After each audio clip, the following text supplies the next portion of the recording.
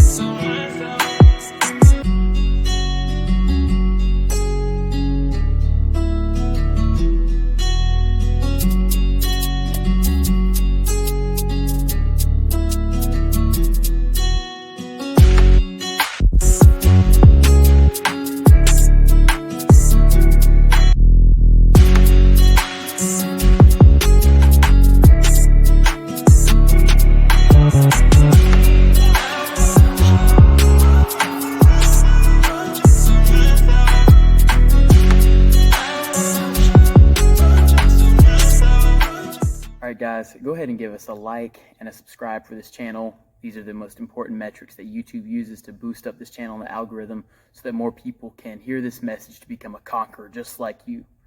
Alright, let's get right into it. So, as I've said before, being a high-value man is not just about making money. It's not just about being in shape, but it's also about the morals that you have that ground you and that dictate how you treat other people, how you interact with other people. And morality stems from a root of a belief in God. Now, this being said, I know very commonly today a lot of people don't necessarily believe in God. They think that they're too logical, too rational to adhere to a belief in a higher power.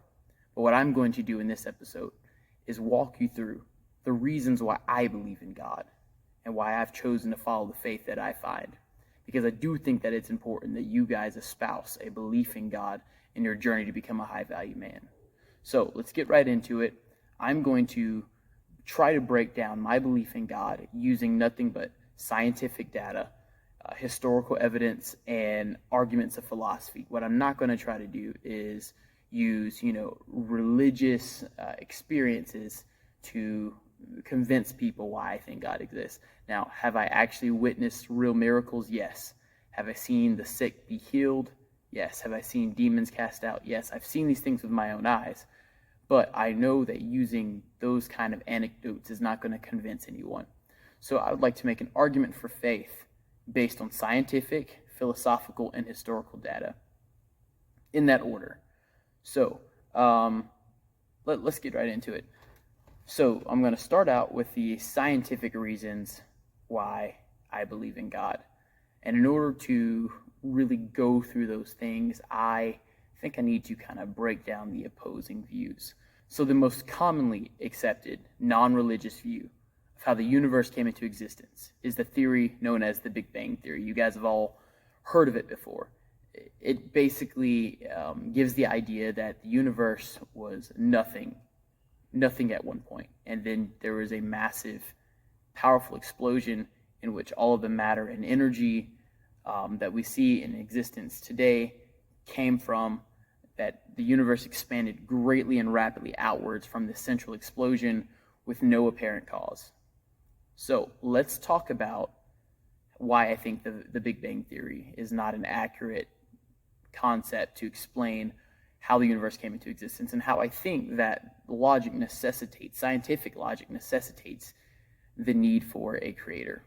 So I'm going to use scientific laws, the laws of chemistry, the laws of physics, the laws of biology, to explain my argument, because I think that the scientific laws are pretty concrete patterns that the universe follows, that essentially everything created in nature now had to have been created in a way that violates these laws, but now these laws are kind of set in order to be the governing way that the universe works without deviation from that point on out. If you even look at Voltaire, the Enlightenment thinker, so Voltaire was not exactly a traditionally religious person. He didn't identify as a Christian or as a Jew or as anything like that.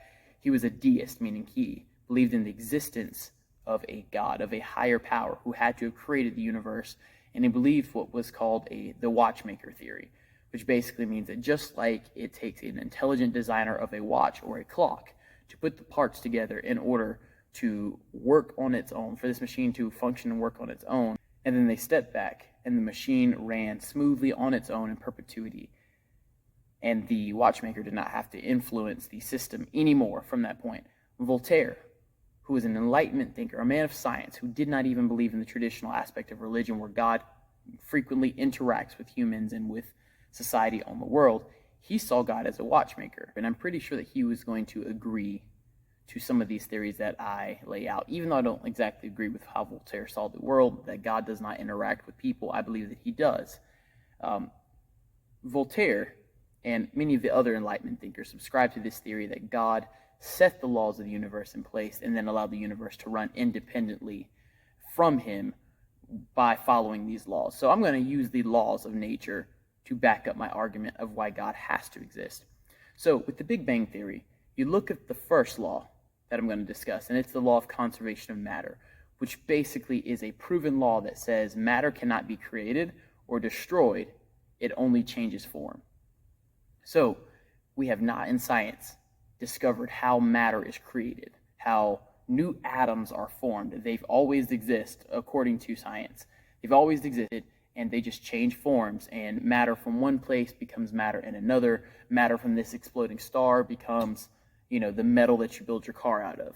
Matter just simply changes form in a dynamic system that we know as the universe. And according to the law of conservation of matter, the Big Bang Theory would not work because it essentially means all the matter in the universe came out of nowhere and exploded into reality. So matter had to have been created out of nowhere, which violates the law of conservation of matter, unless there is a divine creator to initially put the matter into the system and allow it to function. So there has to be a divine creator to violate this law and set this law into motion to put the matter there for there to even be a Big Bang, according to the law of conservation of matter. And then we also look at the first law of thermodynamics, which thermodynamics is a branch of physics which basically describes how energy and heat flows through the universe and flows through mechanical systems.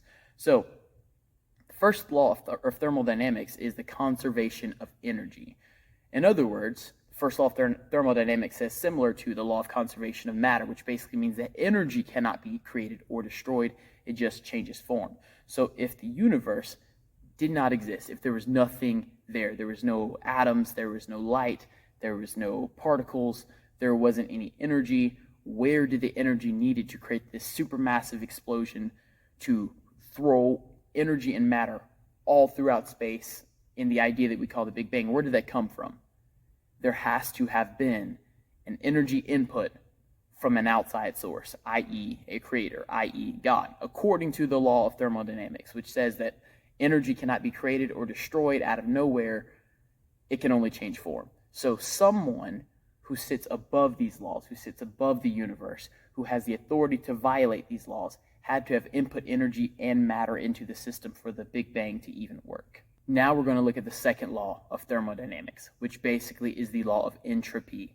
And entropy is the disorganization of the universe, the random motion of particles and energy that is basically constantly increasing in the universe. The law of entropy basically says that things have a tendency to go from a state of order to disorder, that the disorder of the universe increases gradually every single day, every single moment, every single second, that the universe is always flowing towards disorder. Everything in the universe, every shoe, every star, every pencil, everything is flowing towards this idea of disorder. Every single particle is getting out of organization, out of its, solidified crystalline matrix and becoming more disordered. The motion of these particles is increasing even more. The closeness from one particle to another is increasing even more. The position of one particle in space is not staying the same because of the law of entropy, which is the second law of thermodynamics. Now,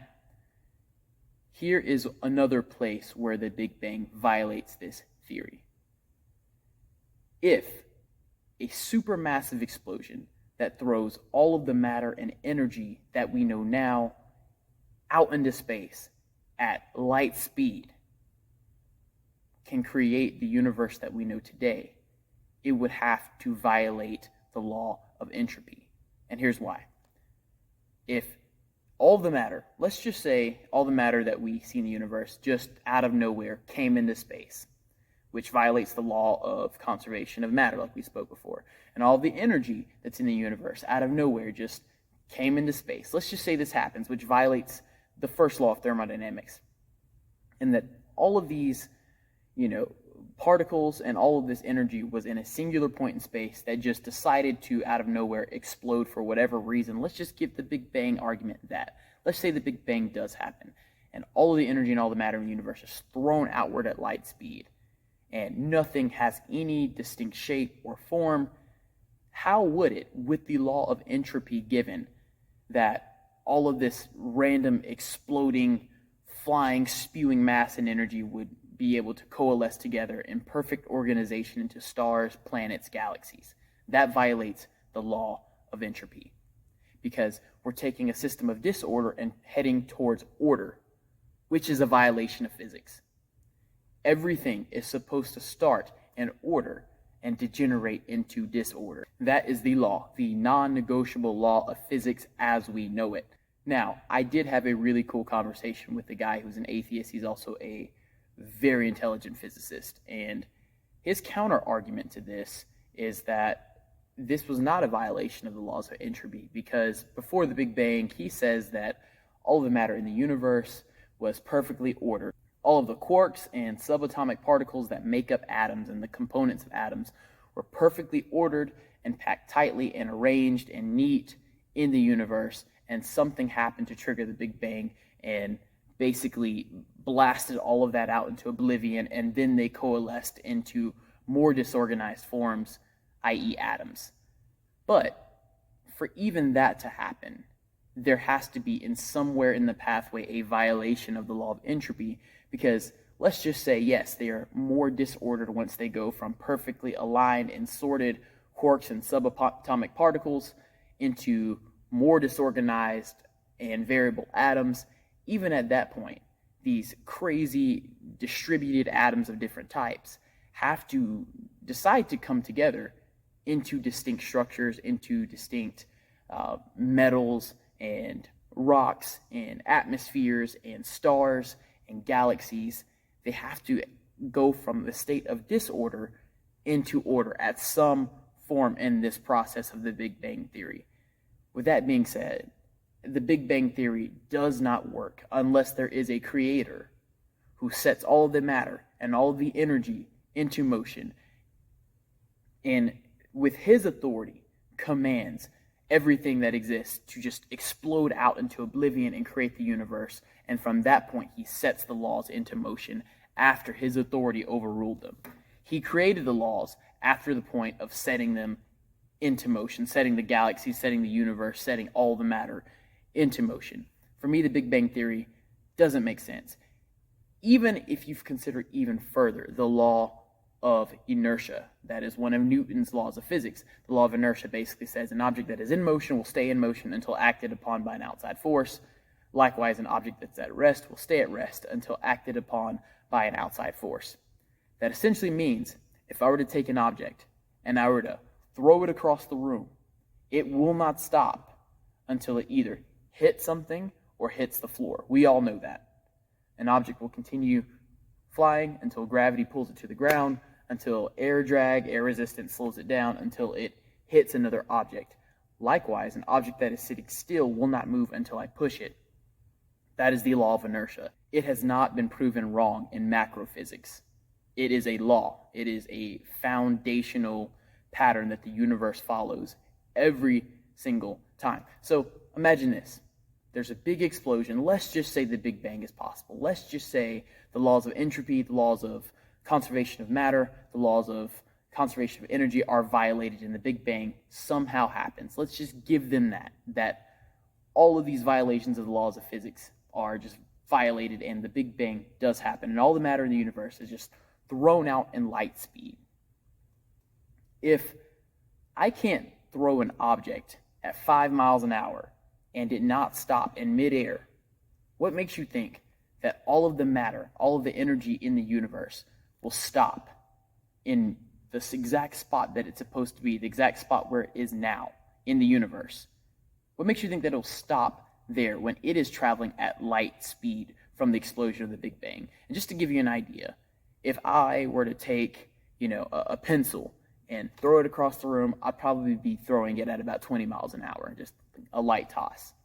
But the speed of light is 670,616,629 miles per hour. That means a single beam of light could circumnavigate the circumference of the globe 7 times in 1 second. If all the matter in the universe, every particle, every atom that makes everything that you see today, is flying out from a central point at light speed, how is it that every bit of matter that we see would coalesce, would stop exactly where it needs to be in the universe, coalesce together in the right order, in the right formation into stars, galaxies, planets, and create what we have today? That is a violation of the law of inertia.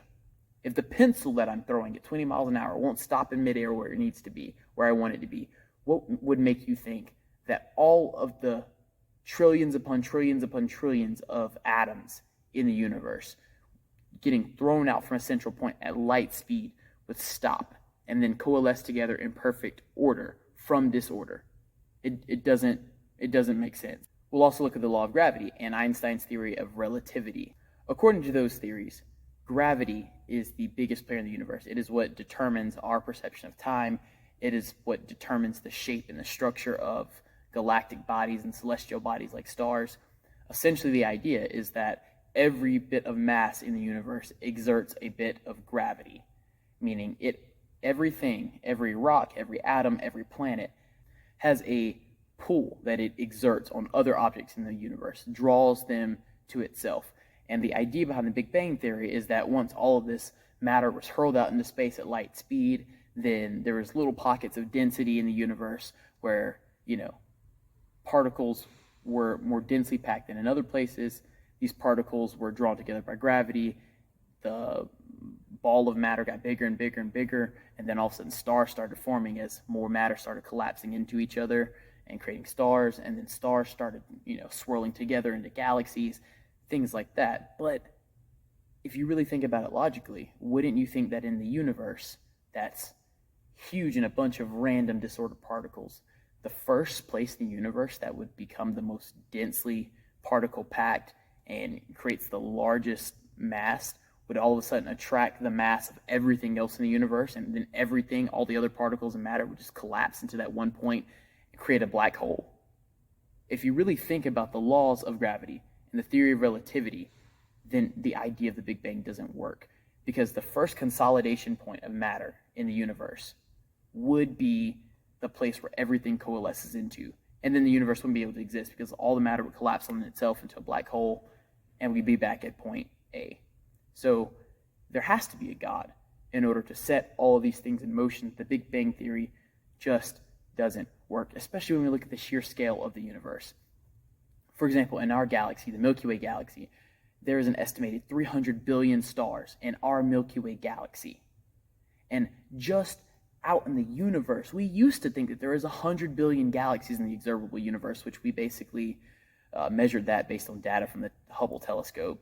But as of 2020 and the launch of the James Webb telescope that we're working on getting fully operational, our estimates have increased to possibly 2 trillion galaxies in the observable universe. Each one of those galaxies having, let's just say, an average of 300 billion stars. That is that many celestial bodies that are in the universe that would have to perfectly come together, perfectly coalesce together in a gravitational balance where one isn't in the wrong place and too big to the point where it sucks everything else in on itself. The statistical probability of that happening without a creator is just infinitesimally ridiculous. Like we can't even, there's no possibility this would just happen by chance.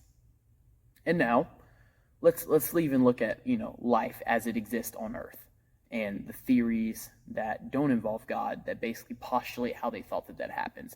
Let's just say that the impossible happens, that the Big Bang happens and it violates the laws of conservation of mass, it violates the laws of conservation of energy, it violates the thermodynamic laws, and it even violates the laws of gravity. Let's just give it to the detractors that the Big Bang impossibly happens and it creates everything that we see today. Now we still have to get life from that impossible event of the Big Bang creating the universe. We now have to get life as we know it today. So a very common and very popular theory that's out there is Darwin's theory of evolution and natural selection. But what's funny that many people don't even realize is that Charles Darwin had doubts about his own theory. For example, I will read this excerpt from one of his own books, where he himself said, "To suppose that the eye, with all of its inimitable contrivances for adjusting the focus to different distances, for admitting different amounts of light, and for the correction of spherical and chromatic aberration, could have been formed by natural selection seems, I freely confess, absurd in the highest degree." So in other words, like the eye, just the eye itself that a lot of animals and creatures on Earth have, is way too complex for just natural selection, for just chance and random patterns and random evolution to have generated. But let's just say that Charles Darwin is wrong about his own doubts. And we'll give the detractors that. Let's just say Charles Darwin is wrong about his own doubts. We will go and we will say that the universe does exist by the Big Bang, which we have just proven is impossible. And now we have to create life out of nothing in Precambrian Earth, or Earth a long time ago before life existed, as people postulate. So the most common idea for the generation of life out of nothing that does not involve God is the idea of the primordial sludge, which basically is an idea that in Precambrian Earth, which was a much hotter, much warmer Earth according to them, that had a very carbon dioxide and methane rich atmosphere and a huge ocean that covered a lot of the surface of the Earth. We had a thick atmosphere, the temperatures were very hot, and in these chemical conditions in the atmosphere, the idea was that lightning struck through the atmosphere, created amino acids with, through the mixture of running an electric current through these chemicals that fell into this ocean and somehow came together to create particles that were able to form themselves into organic molecules, which were able to form themselves into cells, and then life.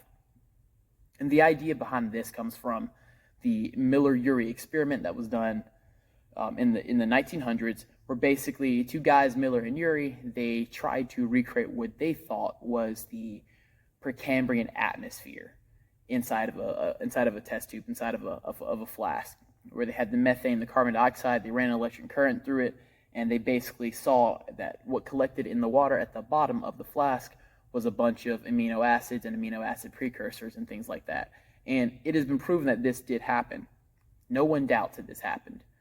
However, to get from that to humans, to animals, to plants is a impossible step.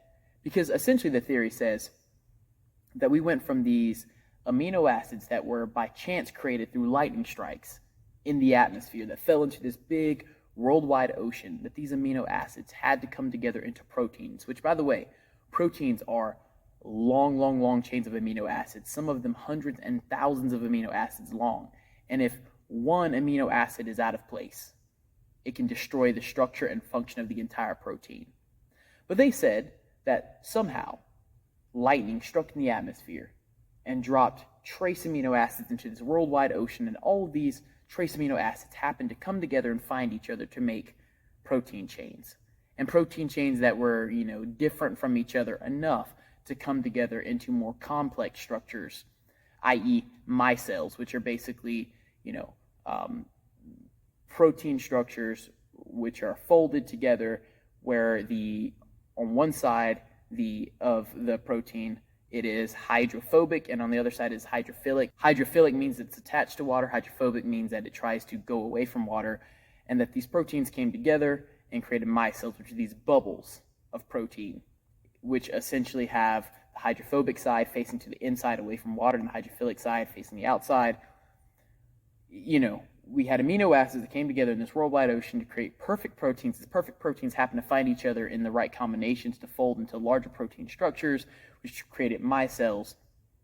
Meanwhile, other proteins, which are different in this worldwide ocean, happen to come together to create organelles. So like mitochondria, which all of a sudden know out of nowhere how to produce energy, how to produce ATP from either sunlight at that time or other organic particles that are in the water or chemical reactions, or the Golgi apparatus, which knows how to package and create its own proteins into usable forms for the cell, or lysosomes that know how to break down other different organic material within the cell. The idea is that all of a sudden, lightning strike created amino acids in this worldwide ocean, and proteins came together perfectly to create all these different organelles that all of a sudden decided to go and live inside of a micelle together, that all of a sudden decided to have symbiosis of basically sharing function, benefiting off of each other, living together in peace and harmony, and that all of a sudden all of these cells decided out of nowhere to recreate themselves as one being with all of the organelles, with all of the mitochondria, with all of the micelle, the cell membrane. It all of a sudden decided to make exact replicas of itself, and then it all of a sudden decided to differentiate itself, where one cell is going to be skin, and one cell is going to be muscle, and one cell is going to be bone, and one cell is going to be brain. And all of a sudden all these things decided out of nowhere to come together to create an animal. And then all of a sudden this animal decided to all of a sudden start evolving and changing according to what helps it to best survive until we get humans today. Does not all of this sound absolutely impossible? Does it not take more faith to believe in this than it does to simply believe that in the beginning God created the heavens and the earth, and then he created man in his own image? Just using logic. To say that lightning strikes, a small percentage of them created trace amino acids which fell into a worldwide ocean, and these amino acids had to come together by the hundreds and thousands in perfect sequence to create proteins, and there had to be enough different types of proteins that happened to find each other in the worldwide ocean by simple diffusion to come together. And these proteins, which are not living, happen to come together in the right structures to create micelles, and other proteins have to come together to create organelles, which all of a sudden know how to function together with other organelles and decide to come and live inside the micelle. And then all of a sudden, this cell, which consists of the micelle and organelles all together, all of a sudden knows how to replicate itself perfectly and then differentiate itself and then live together with function and other cells to create animals. Does that not sound really ridiculous? Does it take more faith to believe that, or to believe that in the beginning God created the heavens and the earth? And even if you look now at a human, at a dog, at a plant, every plant of the same species is going to have the same anatomy. Every human is going to have the same anatomy. Every dog is going to have the same anatomy, with every organ functioning the exact same way in all of them, as if there was a design, as if there was a plan, as if there was a blueprint. You cannot explain that by random chance and by natural selection. It just does not work. Or even the idea of DNA, which DNA is fascinating, how every single creature on Earth has the same language encoding how its proteins are supposed to be encoded, how the body is supposed to be made up, and everything is governed by DNA. DNA is literally the blueprint for every single animal, every single plant, every single species on Earth, and it is all read the exact same way, as if there is a unified creator that created everything by the same design. And if you even really want to think about it on a conceptual level, the existence of information, the existence of written information, is in every case evidence of intelligence. For example, if you were walking in the woods and you were to see on a tree written, "Tom loves Jane," you would not assume that nature created it. You would not assume that an animal created it.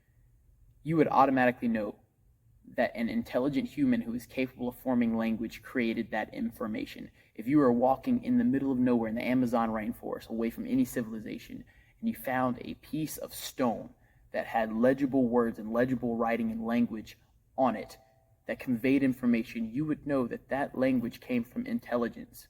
The fact that there is information in every single cell that can be translated into a blueprint for creating a person, for creating proteins, for creating animals, that is read the exact same way in every single species, is that not proof of a higher intelligent creator? Just by using the same logic as we use with the tree or with the rock. You see, science, if anything, it doesn't disprove God. It actually proves how awesome God is, and it shows the ways that God used his intelligence to create the universe. Science, the more you learn about science, it necessitates the need for God. And mind you, like the name MD Medic Podcast, I've gone through a lot of medical training. I've gone through graduate level biology courses. I've gone through physics and chemistry. And the more I learn about medicine, the more I learn about people, the more I learn about biology, the more I learn about chemistry and physics, the more I am sure that there has to be a God. And let's even look at like the earth itself, everything that has to go into the earth for the earth to literally support life as we know it. You know, the atmosphere has to be perfect, it has to be the right distance from the sun, the temperature has to be perfect, the waves in the ocean are tidally locked to the moon, and if that wasn't the case, then the inertia of the earth spinning around would cause rapid, turbulent flow of ocean that would destroy everything on land. Everything is designed perfectly to support life on earth. It takes more faith to believe that this happened by random chance than to believe that this happened by design. Let's even look at the idea of consciousness, right? The idea of consciousness. Let's just say, let's give the evolutionists the argument. Let's just give this to them and say that, yes, the universe was impossibly created by the Big Bang, and that life just impossibly arose by random chance, by lightning strikes in a worldwide ocean of amino acids that came together into proteins, that came together into organelles, that came together in cells, which automatically knew how to reproduce themselves uniformly in every single case, that knew how to dwell together with other cells to make an organism, that knew how to create other organisms just like it, and then decide to change into whole different species of organisms. Let's just give them that and say that that happened, even though it's impossible. Where does the idea of consciousness and the ability to make conscious decisions come from? You can't explain that with evolution. So, I think I've given my scientific reasons why I believe in God. Let's go now to a more philosophical and moral argument of why I believe in God.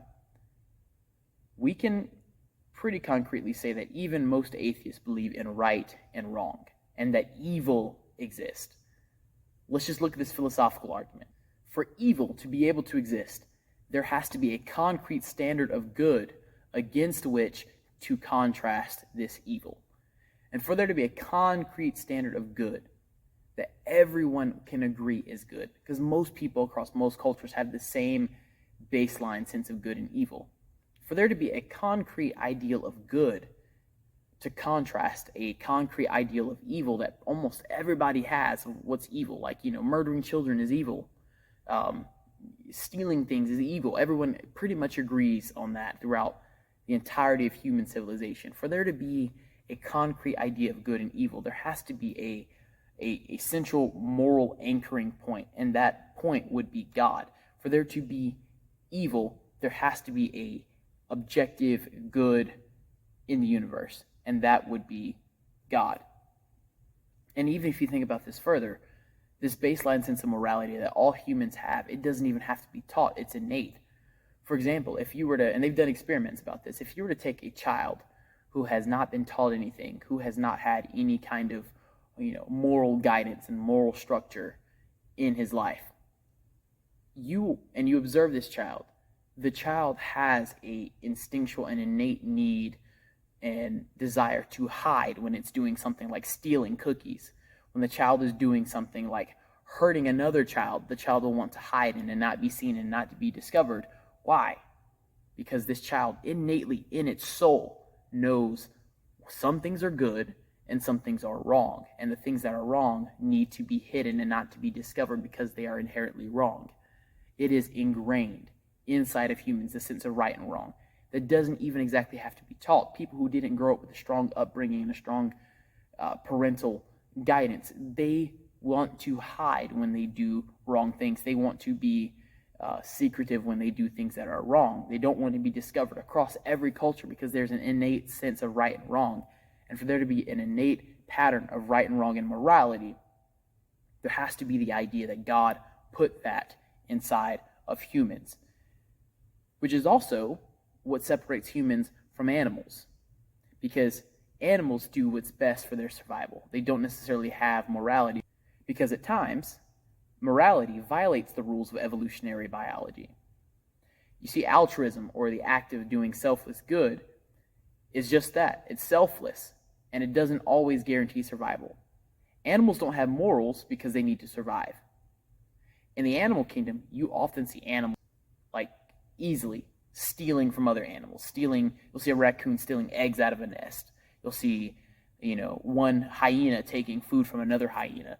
You see animals having no problem killing and eating their young, or killing a member of another tribe or another pack or another group. You'll see even some dogs will just go and kill other dogs just because they're there, not because they're any inherent threat. Animals don't have a sense of morality because, you see them frequently stealing, killing, eating their young, and bullying other animals. But for some reason, humans have this idea of morality. Is it because that we are truly made in the image of God, and that God truly designed humans for a purpose in his higher order beings? Because if evolution is true, then humans are just complex animals. Humans are just animals that everything we do is for survival. But yet, there's a lot of things that we do that are selfless for other humans, that are done throughout every single culture, that are done selflessly to help another human that doesn't even benefit survival, that actually puts one in a position to be less likely to survive. You've seen people be generous and give sacrificially in a way that actually hurts them but benefits someone else because they're a good person, because they have a sense of morality. Morality transcends evolutionary biology, and humans violate evolutionary biology by having morals. Meaning, there has to be a source of the morality or a God. So, I think I've made the philosophical arguments in a pretty concrete and a pretty understandable, compendious way.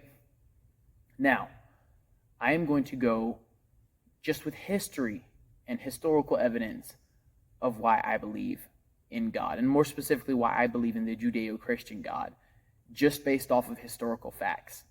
I think we've all kind of, at this point, gotten to the acceptance that there has to be the existence of a creator, there has to be an existence of a God, and it is the historical aspect of my argument that really kind of is what convinced me as to why I specifically believe in the Judeo-Christian God. So, let's look through history. It's common knowledge now that the earth is round, that the earth is a sphere, right? But throughout human history, it has not always been the case. The very first person to, even postulate the idea that the earth was a round structure was Aristotle in about 350 BC, the Greek philosopher and scientist. He basically made the first notions that the earth possibly could be round. And it didn't necessarily gain a whole lot of traction at that point. Most of the world still believed that the earth was flat, that the earth kind of sat on pillars or on the back of a giant tortoise. If you look at old school maps from, ancient days, that's kind of what they believed, that the earth was flat. And then in the 1500s, you had Ferdinand Magellan. When he took his journey to circumnavigate the world in a ship, he sailed all the way around the world, starting in Europe, going across the ocean, around the entire globe, and coming back on a 3-year journey from 1519 to 1522 AD, and that concretely basically made everyone believe, okay, the earth must be round. But for thousands of years before that, the scientists, everybody of the day, the philosophers, they all believed that the earth was flat. What I find crazy is that in the Bible, in Isaiah chapter 40, the Bible says that the Lord sits enthroned above the circle of the earth. And the word circle that is used here in Hebrew translates to the same word for sphere in Hebrew. So Isaiah, the book of Isaiah, which was written thousands of years before Magellan sailed, and even before Aristotle. Isaiah, which, according to Christians and Jews, was a prophet who was divinely inspired by God, who God spoke to him, and he wrote what God spoke. Isaiah, in his writings thousands of years ago, before anybody else realized that the earth was actually round, got this prophetic word from God that basically says God sits enthroned above the circle, above the sphere of the earth. And in Job chapter 26, which is actually the oldest book in the Bible, thousands and thousands of years old. In Job, the Bible literally says in Job chapter 26, verse 7, that God hangs the earth on nothing, basically establishing that the earth is not only a globe, not only a circle, but that it sits floating in space and not on the back of a tortoise. If the Bible, if the Word of God, if the writings which are supposed to be the prophecies and the revelation of the Judeo-Christian God Yahweh reveal the truth of nature and science far before humans from any other means found that truth, and now we see that it is true, for me that was very convincing evidence that this is the narrative of God that I should believe. This is the narrative of God that I should follow. I just think that was wild. And if God is true, but even before humans were true, even before humans knew the truth, if this God was demonstrating how he knew the truth because he designed it, would that not mean that everything else that he says in his words are also true? Which is kind of my thought process and why I decided I am sure that I want to be a Christian. Another historical concept, and even a little bit of science too, that basically has me solidified and why I believe in the specific Judeo-Christian God, is this concept of dark matter.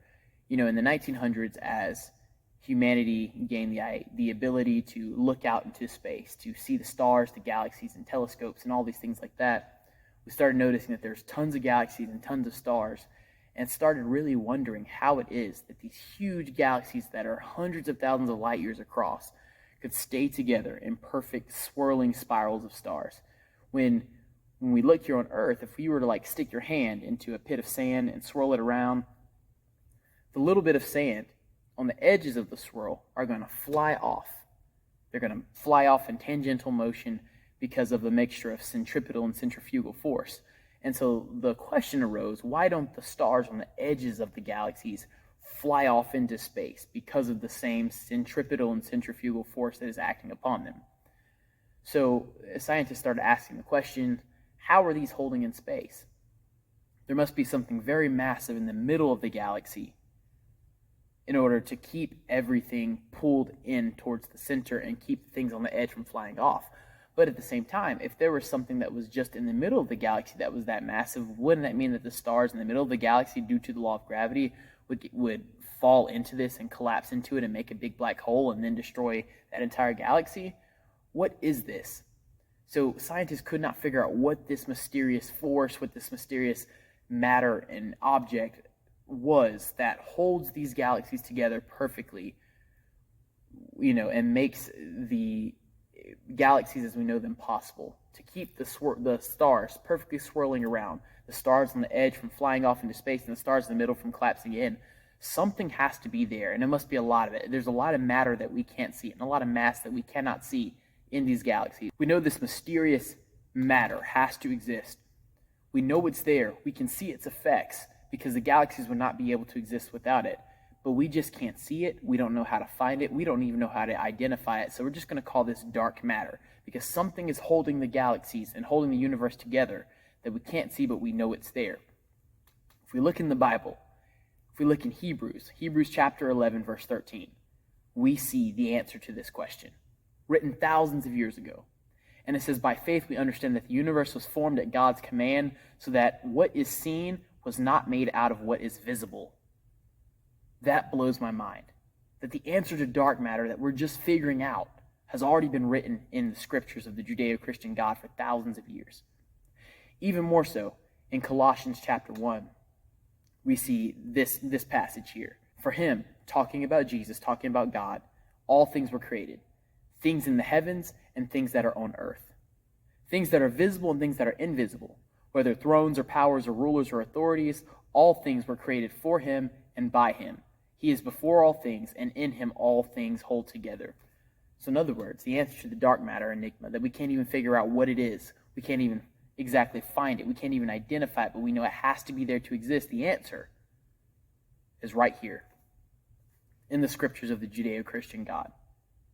More reason why, me specifically, I am a Christian, because what I see out in nature, what I see out in science, what I see out in the world and in the universe is explained by the scriptures of this God who existed far beyond that. Far before we even figured out how the universe works, the scriptures of this God is already explaining it. Another reason, personally, why I believe in the Judeo-Christian God is because it seems that every other religion actually proves the narrative of the Bible and all the other ancient supporting texts that support the Bible. All the other polytheistic religions out there really essentially believe that there is some major, large beings. Some call them the Anunnaki, some call them the Titans in Greek mythology, that they came down, that they created children, which those children became a pantheon of gods and demigods, and those larger, gods took a backseat for whatever reason, and the pantheon of gods and demigods are who actively influence and rule on the earth. That's the idea of pretty much every other polytheistic religion. And the big three monotheistic religions, Islam, Judaism, and Christianity, all have the same monotheistic God, the same Judeo-Christian God, the God of Abraham, Isaac, and Jacob, that's talked about in the Bible. But all the other religions, which are polytheistic, they have this narrative. The Hinduism believes the same thing, that Brahma, Vishnu, and Shiva were the big main titans that had a bunch of other children that were larger pantheon of gods. The Greeks believe the same thing with the titans, and then the other gods like Zeus and Hermes and Apollo. All of it, they have the same narrative. But in the Bible, we actually see an explanation of this. In Genesis chapter 6, it talks about how the Watchers, or the angels, the Bible calls them the sons of God, or the Benai Elohim, which actually translates to titans in Greek, surprisingly. The Bible says that in early creation, these angels who rebelled against God came to earth, these powerful beings, and that they had sex with animals and people and created a breed of demigods, a breed of half angel, half animal, half human beings called the Nephilim. And that these Nephilim had a bunch of powers, and that these Nephilim actually went and deceived men that were on the earth at this time to believe that they were gods. And that's why we have the pantheon of gods, the pantheon of polytheistic religions that essentially believe a similar narrative. In Genesis chapter 6, verse 1 through 4, I'll read this actual passage where it talks about this. It says, "When humans began to increase in number on the earth, and the daughters were born to them, the sons of God, or the Benai Elohim, saw that the daughters of humans were beautiful, and they married any one of them they chose. The Nephilim were on the earth in those days, and also afterwards, when the sons of God, or the Benai Elohim, the Watchers, the angels, went to the daughters of humans and had children by them. These were the heroes of old, the men of renown." These were the men who were in the stories of Greek mythology. These were the men who were in the stories of Hinduism. It's the same pattern that is kind of continued throughout the entire narrative. And then, also in Deuteronomy chapter 32, you see even more evidence that these beings, these angels and these Nephilim, were actually the beings that were being worshipped by all these different cultures, that they are actually seen as gods by the different cultures.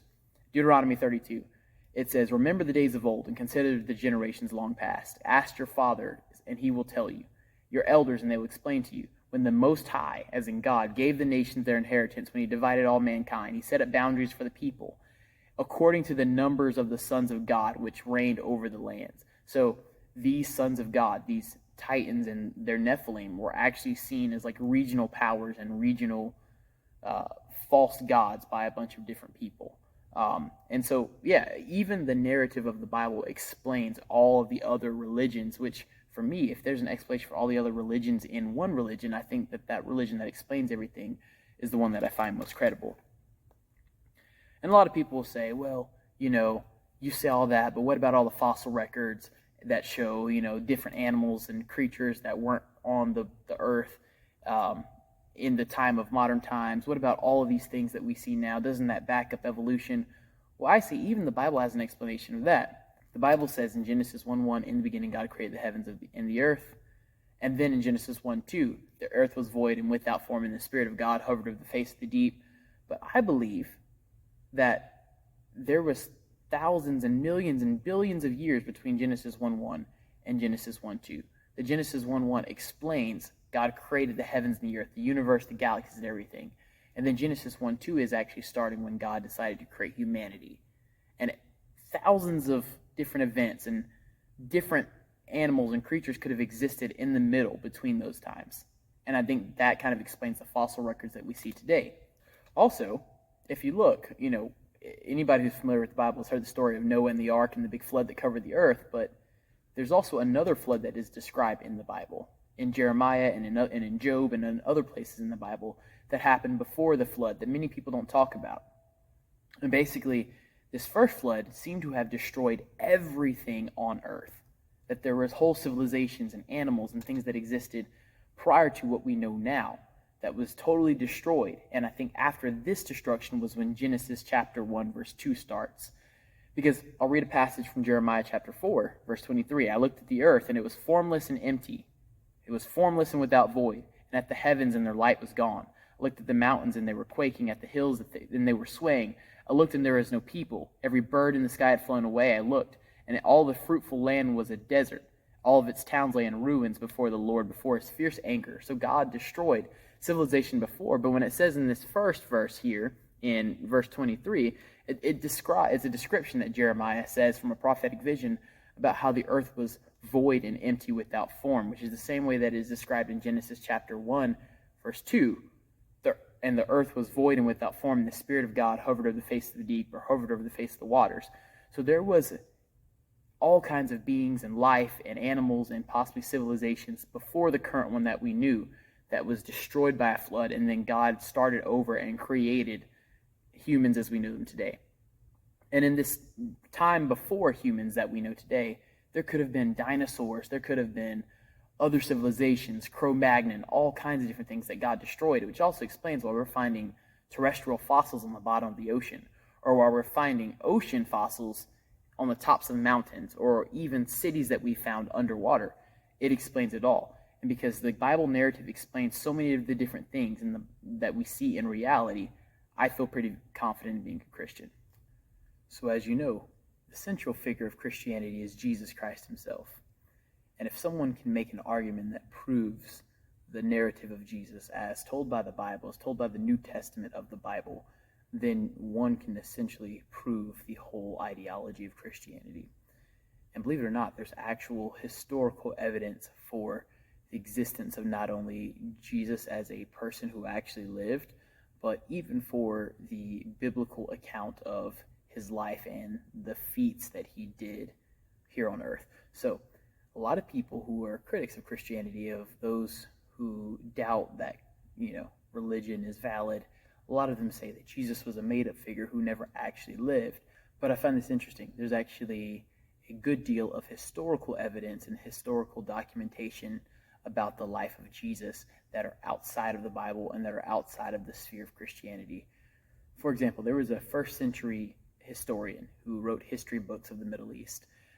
And he was Roman by nationality, but Jewish by ethnicity. His name was Flavius Josephus. And in one of his history books, he actually wrote a narrative about Jesus, mentioning his role in the Middle Eastern world. And a lot of people actually use this kind of as collaborating data to the veracity of the story of the Bible. So here's actually a little excerpt of Josephus's book, The Antiquity of the Jews, book 18, chapter 3. And in this actual passage, he describes Jesus in his historical account of the Middle East. And he wrote, "Now there was about this time Jesus, a wise man, if it is lawful to even call him a man, for he was a doer of wonderful works, a teacher of such men as received the truth with pleasure. He drew over to him many, both of the Jews and of the Gentiles. He was the Christ. And when Pilate, at the suggestion of the principal amongst us, had condemned him to the cross, those that loved him at first did not forsake him, for he appeared to them alive again on the third day, as the divine prophets have foretold, these and 10,000 other wonderful things concerning him. And the tribe of Christians, so named from him, are not extinct at this day." So basically, this man is writing a story of the history of that area, of Judea And this is like around the time that Jesus was walking in, at the time of the spread of Christianity. And he's reporting this, the life of Jesus, as fact, even though he was not an actual, disciple of Jesus. He didn't walk with him, he wasn't with him, but he's telling the stories from talking to other people that actually did, talking to other people in the area. And this is actually like a evidence of the account of the Bible. This is parabiblical, meaning it is outside of the Bible, and is quite frankly, a secular historian that's commenting on these events as if they are fact. And this is a man who's living in the time of Jesus. So I think that's pretty solid evidence that Jesus was an actual person. And not only was Jesus a person, but Josephus's account of Jesus matched that of the Bible, which said he did wonderful works and he was crucified by Pontius Pilate. And the central tenet of Christianity was that Jesus rose from the dead after he died, as a miraculous work of God, proving that he is the Messiah. So with it being established that God is existent, that there has to be a creator to create the universe and everything that we know, and more specifically, there being evidence that Jesus really lived and was who he said that he was, for me, I think that it's most rational for me to be a Christian. But let's go ahead and explore even further historical evidence that backs up the narrative of the Bible. So, in case you didn't know, in the New Testament of the Bible, it tells the story of Jesus' crucifixion, how he was beaten, how he had to walk up a hill carrying his cross, and how he was crucified and there died on the cross by crucifixion. And in the Bible, it says that at the moment of his death, the sky went dark, and there was a huge earthquake that basically split one of the temples in Jerusalem in two and tore the veil that was in the middle of the temple, that turned over a lot of monuments and things within Jerusalem. So, what I think is really amazing is the fact that there are two distinct accounts from unrelated, non-Christian historians that basically tell the story of the sky going dark and a great earthquake that did a lot of damage at the same time that the Bible says that Jesus was crucified. Mind you, these people did not know Jesus, they did not know of Jesus, and they actually lived in different areas, but they are still telling the same story as if it is fact. One of them, his name was Thallus, and Thallus was a Roman philosopher who lived in the time of Jesus, and he described a great earthquake that happened in the realm of Judea. Mind you, he was not a follower of Jesus, he was not even aware of the crucifixion going on, but he described a earthquake and an eclipse that caused the sky to go dark that happened in Judea in this time. I'll go ahead and read a passage from this book that Thallus wrote, and this was a history book of the Mediterranean from the time of the Trojan War until the present time that he was living in. And Thallus wrote in his book about this time, "On the whole world there pressed a most fearful darkness, and the rocks were rent by an earthquake, and many places in Judea and other districts were thrown down." This is literally an account of the darkness and the earthquake that happened around the time of the crucifixion. If extra biblical sources are verifying the narrative of the Bible, and we know that there has to be a God, for me, it's pretty safe to believe that the God that I want to follow is the God of Judeo-Christian narrative. So there was actually another historian. He was a Greek historian named Phlegon, and he actually lived a couple hundred years after Josephus and after Thallus. And he was also writing a history book of Greece and that whole area. This man was not a Christian. This man was not even of Jewish descent. He was Greek. And yet he recorded in his history book a distinct date in 33 AD, which we know is when Jesus was crucified, that the sky went dark, that there was an eclipse, that there was an earthquake. It is actually pretty spectacular to look, to see that the biblical narrative of the crucifixion and the exact events that happened are verified by multiple sources outside of the Bible and history. Here's an excerpt from his history book. He says, "In the 4th year of the 202nd Olympiad, which translates from the Greek calendar to 33 AD, there was the greatest eclipse of the sun, and that it became night in the 6th hour of the day, or noon, so that the stars even appeared in the heavens.